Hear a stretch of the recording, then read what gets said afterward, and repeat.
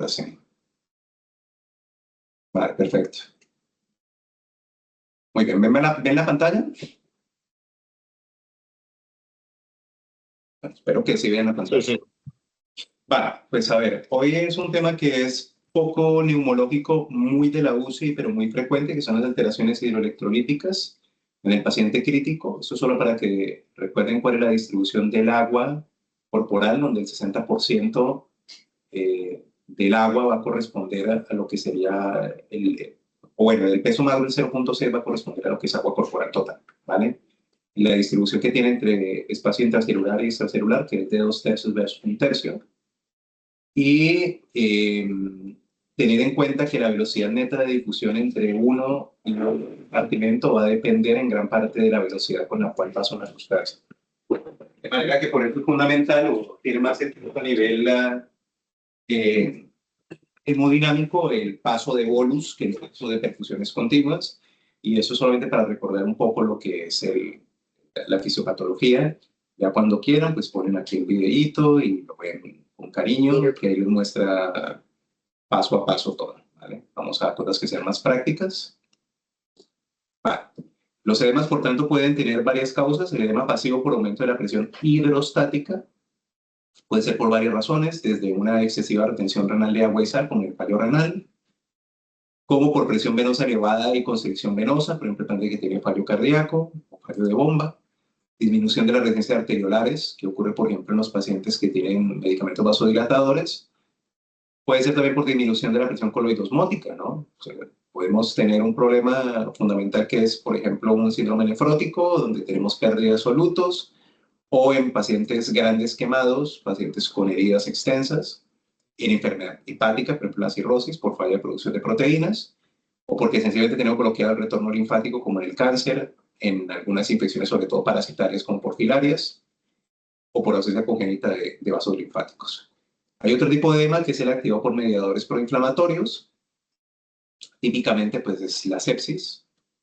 Ahí ya lo que se va a generar sobre todo es más escape a lo que es el espacio intersticial, y se genera por afectación precoz de los sistemas de transporte activo de sodio, potasio dependiente de ATP, y va a generarse una presión negativa en fibras del intersticio, de manera que vamos a tener, eso lo va a generar pues todos los diferentes mediadores inflamatorios, prostaglandinas, interleuquinas 1B y 6, y pues este no responderá bien a los diuréticos, ¿vale? Trastornos los haremos más o menos desde lo más frecuente a lo menos frecuente. La hiponatremia, ya saben lo que es la hiponatremia, ¿vale? Es el principal determinante de la osmolaridad plasmática. Definir como aguda la que es menor de 48 horas, y si un paciente tiene menos de 125 milimoles por litro suele tener sintomatología neurológica, y eso es importante, identificar el que tiene sintomatología del que no tiene sintomatología, ¿vale? Las causas pueden ser hipovolémicas, euvolémicas e hipervolémicas, y ahora miramos cuál es la importancia de cada una de ellas. Dentro del hipovolémico, pues que hay una pérdida renal de sodio con cualquiera de estas causas. La más frecuente en el paciente que está en la UCI es el uso de diuréticos, que tiene una pérdida extrarrenal de sodio. En el caso del paciente que está en la UCI puede ser cualquiera de estas, pero será más frecuente las digestivas, diarreas, vómitos, pero puede ser por cualquiera de las otras causas. Tenemos las euvolémicas, en el caso específico de las diuréticos serían las tiacidas, el hipotiroidismo, la secreción inapropiada de hormona antidiurética, alteraciones del sistema nervioso central, fármacos. Dentro de los fármacos tengan en cuenta que hay fármacos que usamos mucho pero que no tenemos muy en cuenta, como son los inhibidores selectivos de la recaptación de serotonina o los opiáceos. Alteraciones pulmonares también nos pueden producir una hiponatremia de tipo euvolémico, como la ventilación mecánica misma o las infecciones, y otros como la apotomanía. E hipervolémicas como la insuficiencia cardíaca, la cirrosis, el síndrome nefrótico, ¿vale? Y luego habrán causas menos frecuentes, sobre todo en pacientes psiquiátricos, como la excesiva ingestión de agua, por ejemplo, la polidipsia primaria. La hiponatremia en la UCI, pues aquí tiene las cosas más frecuentes, ya las hemos mencionado. El cálculo de osmolaridad es importante como primer paso, ya luego lo hablaremos, pero acá les dejo, de hecho, si van pasando el mouse sobre las diapositivas van a ver que hay links. Estos links son sencillamente para que vayan directamente a las calculadoras. ¿Están sus? Sí. Sí, pero Déjalo. Entonces, estamos grabando. En cuanto al diagnóstico, tener en cuenta prácticamente dos ejes fundamentales. El paciente que tiene hiponatremia, debo determinar antes que nada si está sintomático o no, y si esa hiponatremia es aguda o no. Y debo ir a determinar lo que es la osmolaridad plasmática. ¿De acuerdo? La osmolaridad plasmática, ya les dejé la fórmula antes, la pueden pedir directamente al laboratorio y dividiré pues, el paciente entre hiponatremia con osmolaridad baja, aumentada o normal. Si tengo un paciente con una hiponatremia con osmolaridad baja, pues debo mirar lo que es la, y dentro de la osmolaridad urinaria, si es menor de 100 miliosmoles, pensaré que es un exceso de agua. Y si es mayor de 100 miliosmoles, debo determinar la uремia, ¿vale? Que sería el siguiente paso. Y a partir de ellos, si es una hiponatremia con una osmolaridad baja y que está eubolémica, pues debo pensar en hipotiroidismo, insuficiencia suprarrenal, un SIADH, sobre todo si el sodio urinarios es mayor de 25, y hasta ahí sería lo que sería la valoración del que la tiene baja. Si fuera hipovolémica, tendría que mirar el sodio urinario, que aquí vemos la importancia que tiene tener una fracción excretada de sodio y la valoración directa del sodio. Si es menor de 20, es una pérdida renal de agua. Si es mayor de 20, será por diuréticos o es decir, por pérdida renal de sal. Y la hipervolémica, que puede ser por cirrosis, un síndrome nefrótico.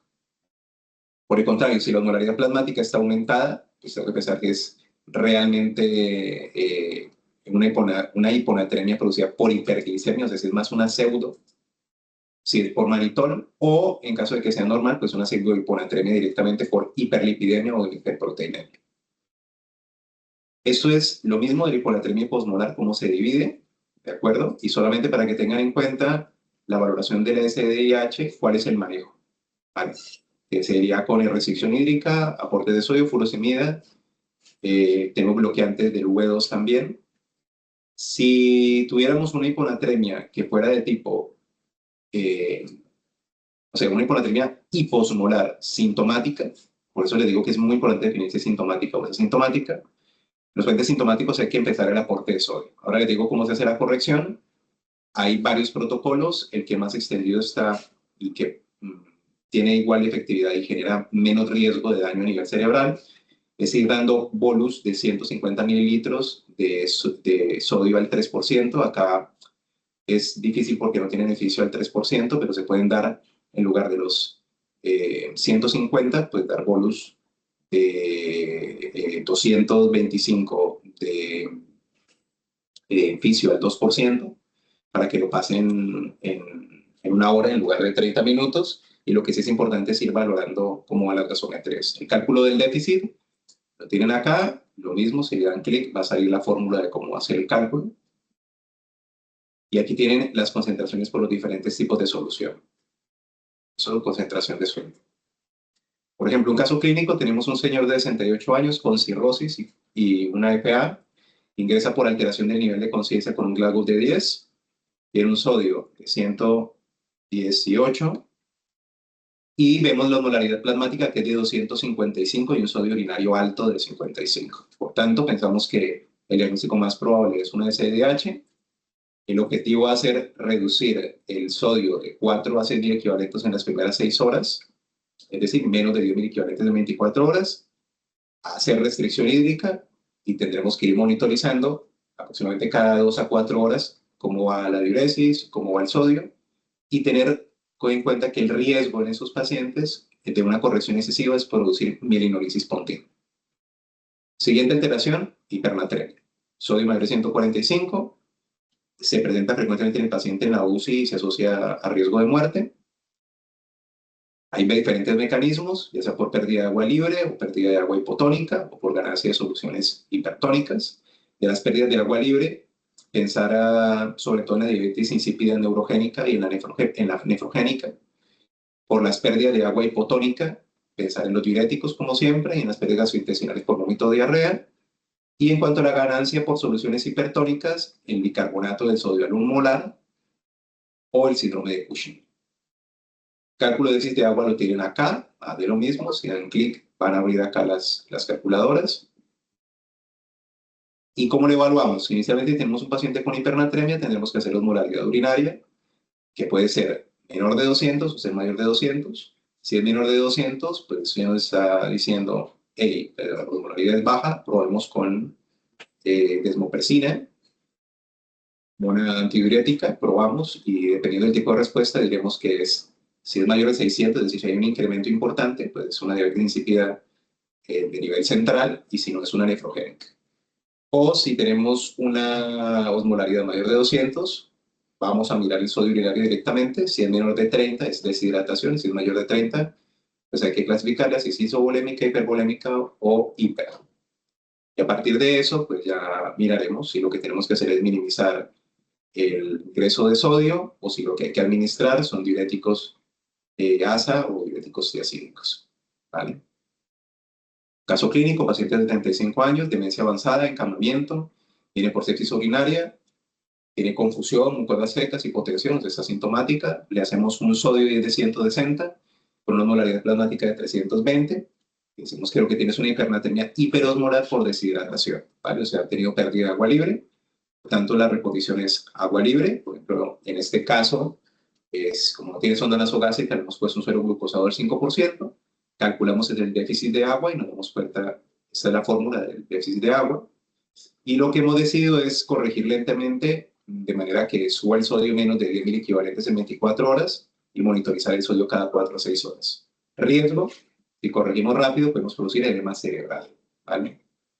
Listo. Ahora vamos a ver las otras alteraciones que también son frecuentes, pero no tanto. Fundamental en las demás diselectrolitemias, tanto en potasio, calcio como magnesio, tener un electrocardiograma y ver si el paciente está sintomático como siempre. ¿Vale? Estas son las alteraciones más frecuentes, se dividen acá como hiper o hipo.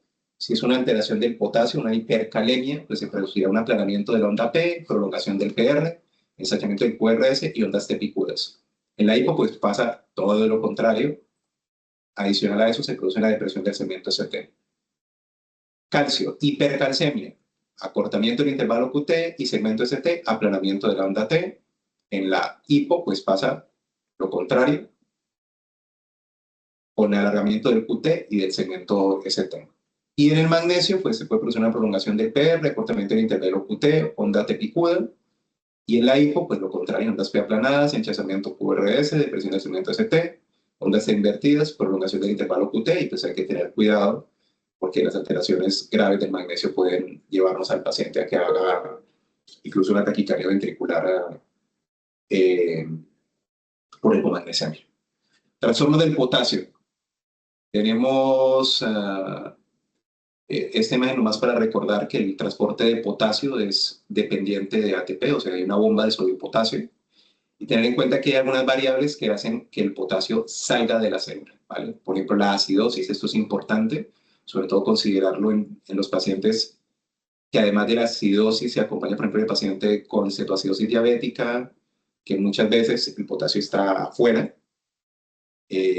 Al momento de la corrección de la acidosis puede entrar y caer el paciente en hipocalemia. Y pues el alcalosis tiene el efecto contrario. Entonces, la hipocalemia. En la hipocalemia, pues la clasificamos en leve, moderado, grave, según los niveles. Eso es fácil. Y acá lo que tenemos que hacer es, después de que detecto un potasio sérico que es bajo, tengo que mirar si realmente ha sido espurio, es decir, que es una pseudo hipocalemia. Eso ocurrirá cuando tenga una elevación de leucocitos muy extrema, o sea, unas reacciones prácticamente leucemoides con leucos mayores de 100.000. Eso es raro, ¿vale? Que haya una disminución en el potasio corporal, ya sea porque hay una disminución de la ingestión de potasio o porque hay aumento de las pérdidas. Si sospecho que hay aumento de las pérdidas, lo que debería de hacer es determinar el potasio urinario, que lo puedo pedir, o el TTKG, que el TTKG es el gradiente transtubular de potasio. Aquí en la flechita tienen una calculadora para calcularlo también, ¿vale? ¿Lo ven? Se vayan pasando siempre el mouse para que vean dónde tienen las calculadoras. Y puede ser hipertensivo o puede ser normotensivo, ¿de acuerdo? Y más de lo mismo, pues tienen que pensar en efectos de la aldosterona, tienen que mirar si se trata, por ejemplo, de un Cushing, si se trata de una hiperplasia de congénita o si se trata de un hiperaldosteronismo primario. Y secundaria, que es hipovolémica, pues será por uso de diuréticos excesivo, el síndrome de Bartter o el Gitterman.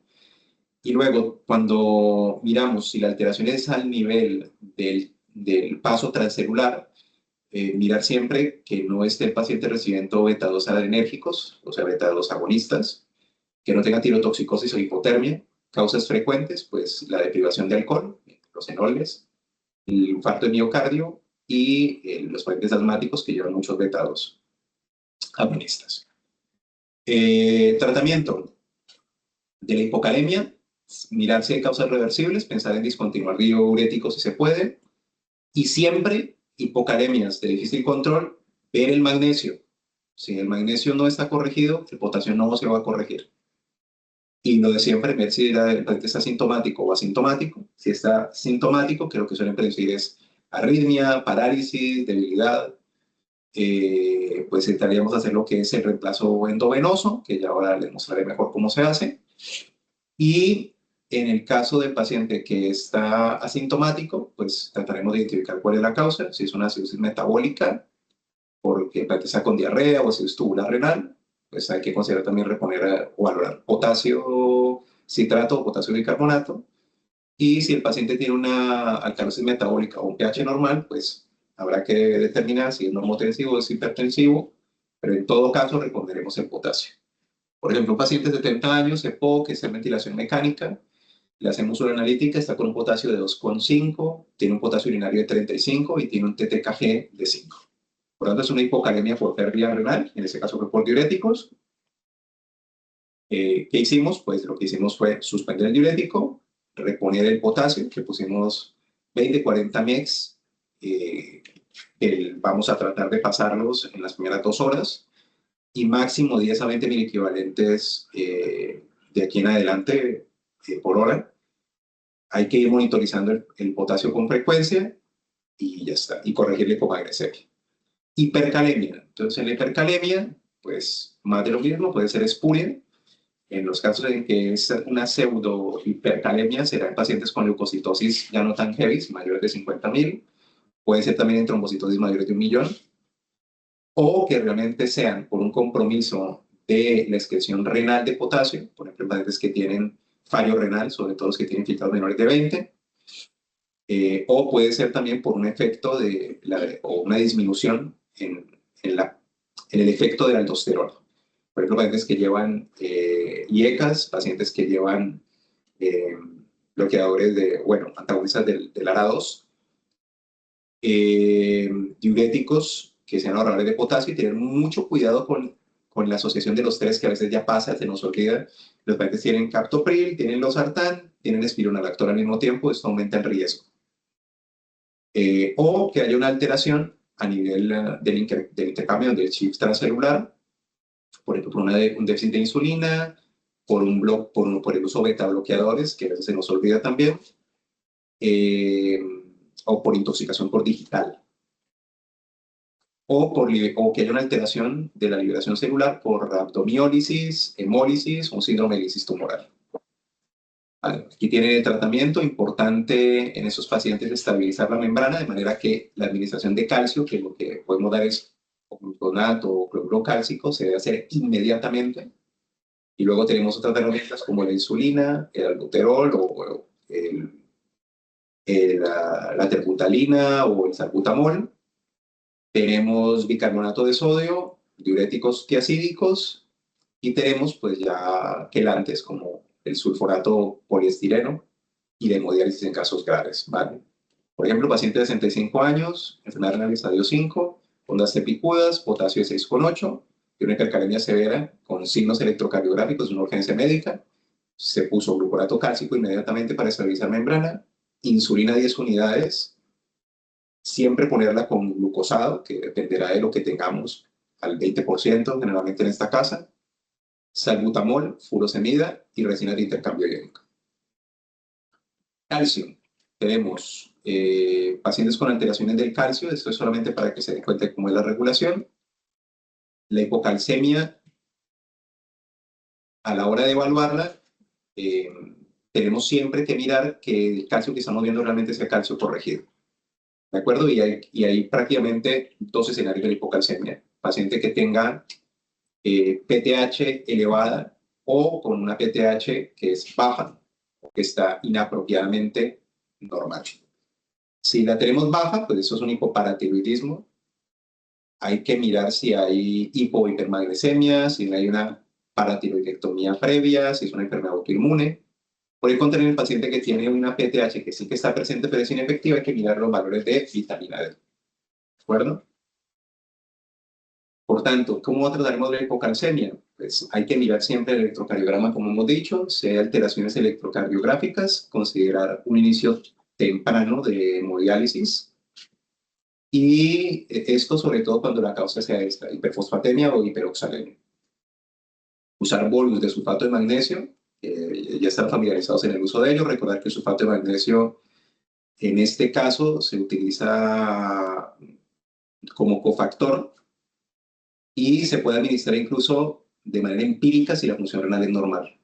Importante, obviamente, la reposición del gluconato de calcio. Tengan en cuenta que el calcio se puede consumir más o menos rápido, de manera que si no tenemos una buena respuesta inicial, es posible que necesitemos dejar calcio en perfusión continua. Lo que solemos hacer es dar 6 gramos en 250 mililitros en 24 horas. Y pues valorar el uso, por ejemplo, de recepción de sal y hidroclorotiazida, dependiendo del tipo de causa. Paciente de 58 años, sepsis abdominal, tiene un calcio iónico de 0,95, con un magnesio bajo y una albúmina de 2,2, tiene una hipocalcemia sintomática, y vemos que lo que ha contribuido es que está hipoalbuminémico, hipomagnesémico, y que probablemente lo que tiene es un déficit de PTH. Hemos puesto gluconato cálcico, infusión continua porque persistía, hemos corregido el magnesio, y hay que ir repitiendo el calcio iónico cada 4 horas. Están las causas ahora de la hipercalcemia. Es decir, la hipercalcemia puede ser por aumento de la absorción ósea, piensen en las neoplasias, en el hiperparatiroidismo, o por aumento de la absorción intestinal de calcio, sobre todo en la gente que usa quelates de fósforo o que tiene intoxicaciones por vitamina D. Y hay fármacos que usamos y a veces no lo pensamos, como las tiazidas o la teofilina. Aquí tener en cuenta que la hipercalcemia pues se da en caso de calcio iónico mayores de 1,3, y que tenemos que valorar lo mismo, cómo está el estado de la PTH. Puede ser una PTH elevada o inapropiadamente normal, es decir, un estado de hiperparatiroidismo, que hay que mirar si es primario o si es por una hipocalciuria familiar o si es por el uso de litio, y eso es importante porque ya seremos pacientes psiquiátricos y no lo pensamos. O que tenga una alteración del mecanismo de la PTH de manera independiente. Aquí lo que hay que mirar son niveles de vitamina D. Recuerden que en el petitorio pueden pedir el eje fosfocálcico y le sale todo. Y el manejo lo haremos con soluciones isotónicas, calcitonina de salmón, que es lo que hay acá, y fosfonatos, que el solendronato, bueno, el solendronato, dependiendo del tipo de fosfonato, se pone cada 2 semanas. Denosumab, nitrato de galio, corticoides y hemodiálisis dependiendo de la causa. Acá, por ejemplo, hay un paciente de 72 años, antecedente de cáncer de pulmón metastásico, y la hipercalcemia, pues ya saben por qué es, una hipercalcemia severa, sintomática, y es por una secreción ectópica de PTH por el tumor. Y lo que haremos será entonces hidratación intensiva con suero salino, ácido solendrónico, calcitonina, dializaremos si es refractario y monitorizaremos el calcio. La hipomagnesemia, un poco más de lo mismo, hay que identificar cuál es la causa. El tratamiento lo haremos pues con reposición de magnesio, tener en cuenta que el magnesio se metaboliza, o sea, se elimina renalmente rápido, así que no es raro que se necesiten infusiones continuas. Para que se acuerden fácil, es más o menos lo mismo del calcio, 6 gramos en 24 horas, y que se puede ir ajustando. Y ya está, si es leve, pues se puede reponer oral, si es severo, pues habrá que reponerlo endovenoso. Y en el caso de la hipomagnesemia crónica, podríamos considerar utilizar amilorida a altas dosis. Caso clínico, paciente de 60 años, que presenta temblores, irritabilidad, tiene prolongación del QT, tiene hipomagnesemia sintomática en un paciente crítico, le ponemos sulfato de magnesio, repetiremos, si es necesario dejaremos perfusión, corregiremos potasio y calcio en paralelo y monitorizar electrocardiográficamente. Y la hipermagnesemia, pues más de lo mismo, mirar si es una causa endógena, por ejemplo, una acidosis diabética, un síndrome de lisis tumoral, una intoxicación por teofilina, una insuficiencia adrenal, o las causas que son por administración exógena, por ejemplo, pacientes que les damos antiácidos a saco, o pacientes que llevan laxantes con base en magnesio también a saco, o que se les ha dado o sea, los hemos intoxicado nosotros con magnesio, que ha sido iatrogénico. En ese caso, pacientes de 78 años, enfermedad renal crónica de estadio 5, obnubilado, bradicárdico, magnesio de 5,8, bradicárdico, y una hipermagnesemia moderada grave por insuficiencia renal y uso de sales de magnesio. El tratamiento, pues suspender las fuentes del magnesio, gluconato cálcico, diuréticos endovenosos, y si hay niveles mayores de 6 o síntomas graves, considerar hemodiálisis urgente y monitorizar electrocardiograma, presión arterial y niveles. Y ya está. ¿Vale? Mucha información, pero ahí tienen las diapos y tienen las calculadoras a mano. ¿Vale? Una duda, Sí. el sodio, Bueno. cuando en las calculadoras te preguntan el sodio deseado, tú ya lo haces. Sí, tú ya lo Calculando piensas. que no quieres más de los 10 megs en 24 horas. Es decir, que ya, por ejemplo, 119 el del ejemplo, pues le pondrías un sodio deseado de 130, más o menos. Lo importante es que las primeras 24 horas no te pases. No te pases esos 10. Vale. Ahora vuelvo y te digo, de la hiponatremia, si miras los diferentes protocolos, cada vez los hacen más sencillos. Y lo que dicen es paciente sintomático o asintomático. Con el asintomático, te da margen. Siempre síntomas neurológicos. Sí. ¿Hablamos? Sí, porque la hiponatremia no. No, la hiponatremia lo que hace es que te deshidrata la célula, el sodio. O todo lo contrario, te produce turgencia de la célula. Por tanto, los síntomas serán sobre todo aquí arriba, neurológicos. Sí. Identificar causa, identificar si hay síntomas agudos o crónicos, y si son agudos, da igual que viene adelante. Sedado, el síntoma neurológico igual es más difícil. No, pero en ese contexto, es decir, si se puede hablar de síntomas, si no, una hiponatremia grave la tienes que reponer sí o sí. Sí o sí, vale. ¿Vale? Y recordar siempre la asociación a veces de hiponatremia por algunas patologías como el hipotiroidismo, que no lo pensábamos, y en algunas neuroinfecciones, por ejemplo, infección meningoencefalitis, por ejemplo, hepática. ¿Alguna pregunta o duda? Jason, una cosa, solo tenemos sodio hipertónico al 2%. Hipertónicos tenemos acá al 2 y al 10, sí. No tenemos más. Y si tú pides que hagan mezclas como te enseñaron en la universidad para generar concentraciones al 3 o al 5, se volverán locos. Por eso digo yo que muchas veces, en lugar de usar los 150 al 3%, que es lo que te dicen las guías, pues mira, das 225 al 2 durante más tiempo, una hora, y vas valorando. Porque yo ya lo he probado de todas las maneras de hacer mezclas. Eso es para progreso. ¿Alguien más? ¿No? Pues lo dejamos, chicos, y hasta la próxima. Gracias.